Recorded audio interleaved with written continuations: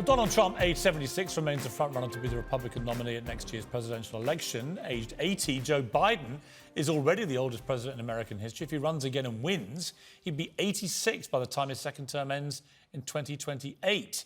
He's already saying things like this week. I came back from a trip after being away for a couple of days, and I had these terrible headaches, was diagnosed with having anyway, they had to take the top of my head off a couple of times, see if I had a brain. That's comforting, isn't it? That's the President of the United States this week. Is it any wonder that concerns about Biden's age top a list of reasons Democrat voters want the party to find an alternative candidate for 2024? Well, joining me now are legendary KISS frontman Gene Simmons, who's just announced dates for one final world tour, legendary former talk show host, ex-mayor of Cincinnati, and current TV icon, because that never gets taken away, Jerry Springer. Well, welcome to both of you. Like I say, greatest panel ever assembled. Gene Simmons, you're 73, I believe, and you've decided to end things with KISS in terms of touring. Is that an age-related decision by the band? Well, yes, it is. You know, part and parcel of being around for 50 years, longer than you've been alive, young man. Not quite. We've been touring since the last century, literally speaking. And at a certain point, pride, self-respect, and everything says, get off the stage. So at 73 years of age right now, still have hair, much more on my back, unfortunately, the physicality just gets in the way. I mean, we're not blues performers. We don't stand still and just strum acoustic guitar. I wear dragon boots that have the weight of a bowling ball, about 40 pounds in all. Got a Spitfire flying through the air. At a certain point, self-respect says, be grateful, thankful, and get off the stage. And do you think, Gene, should the same logic apply to presidents? I mean, is Biden, he's already 80. He'd be 86 if he was to run again and win.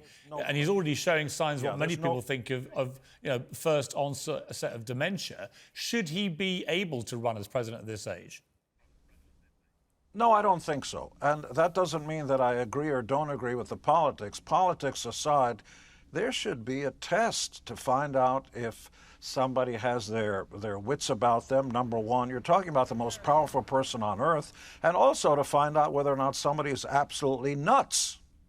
There should be a qualification, a medical qualification and psychological qualification that somebody in charge isn't just going to go nuts and go like that or fall down the stairs when they try to go up on Air Force One. Okay, let me bring in Jerry on this, because Nikki Haley is one of the other Republican candidates. She actually did say something very similar. Here's what she said. In the America I see, the permanent politician will finally retire.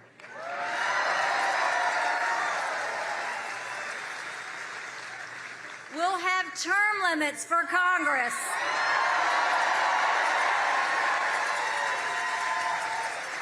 And mandatory mental competency tests for politicians over 75 years old.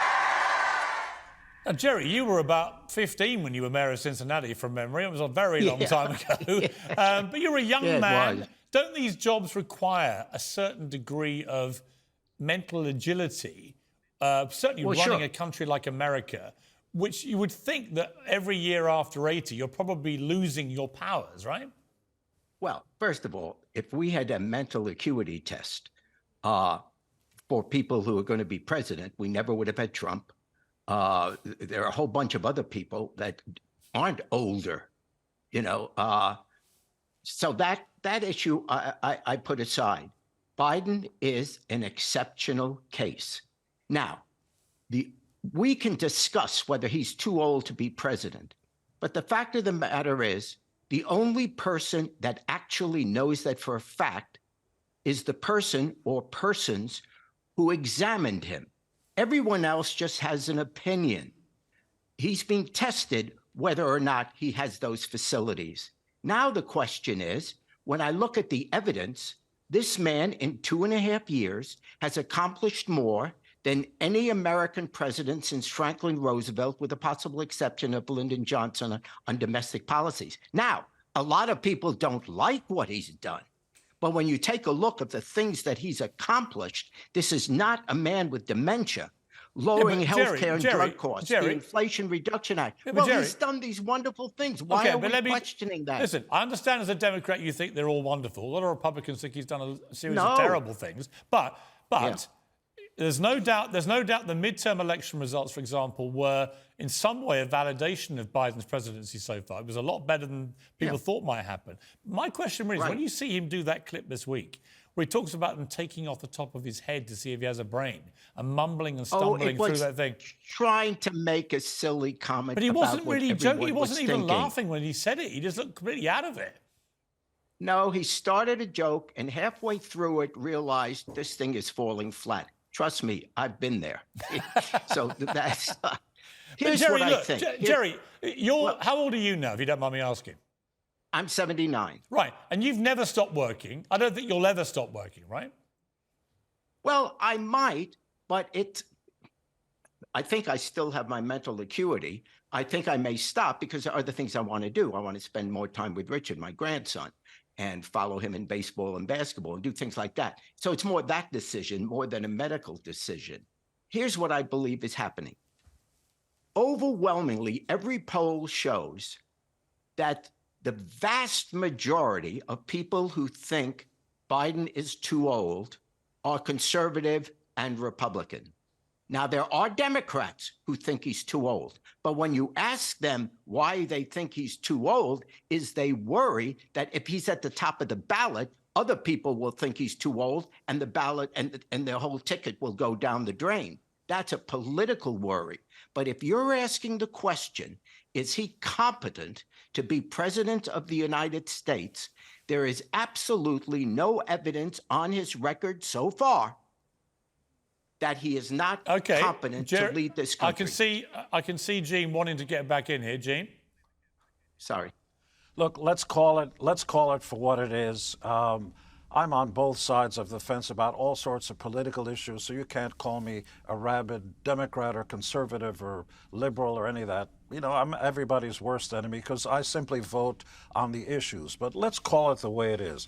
The masses, I don't believe for a second, vote on political platform. They wouldn't be able to explain to you anything. It is invariably and intrinsically, and other big words like gymnasium, the cult of personality.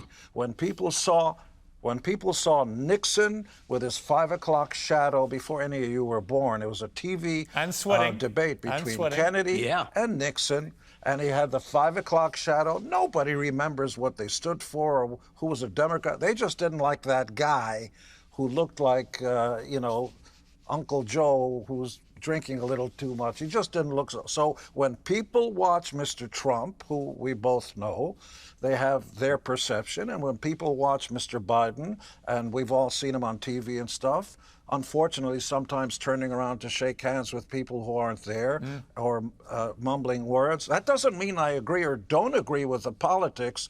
People will judge this following political battle based on personality. I've not met regular people who've been able to explain to me what the different political platforms are. So I believe Mr. Biden is in deep trouble. I just want to say one last thing very quickly.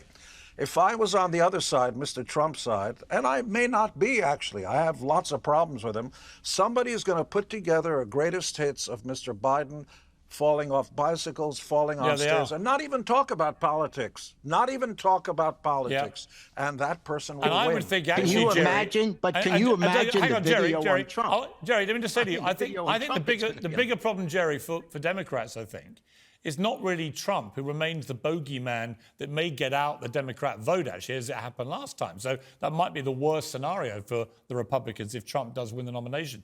But if it's someone like Governor Ron DeSantis, who's in his 40s, full of energy, full of dynamism, on a tough campaign trail, I would not want to be a Democrat trying to have Biden as my guy against a bloke half his age with that kind of energy. Just purely on the optics that Gene just mentioned. Okay, let me just say this.